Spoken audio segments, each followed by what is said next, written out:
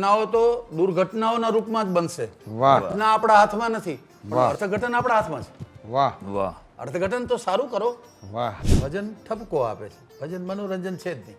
જય હો કબીર રવિ ભાણ ખીમ ત્રિકમ મોરા રખો ગંગા સતી પાન બાજે. હો. ભજન તો 4 ઘડી ના જ આપ્યા, વાહ પણ મરમ બહુ મોટા.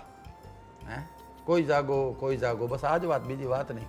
કારણ કે લોકોને ખબર હતી કે કળિયુગમાં વેદના પાના ખોલવાનો કોઈની પાસે ટાઈમ નથી. જેમ કલાકારે વાયરલ ગાવા માંડ્યા એ ઓડિયન્સે પણ એ જોવું જોઈએ કે ધરોહર છે એમાં ફિલ્મના ગાણા નાખી દેવા એ નહીં થવાય. એ તો પંચામૃતમાં મકોડા નાખ્યા જેવું છે. વાહ વાહ કાગબાપુ અને મેઘાણી એ બંને મારી દ્રષ્ટિએ લોક ડાયરાના ફેફસા છે.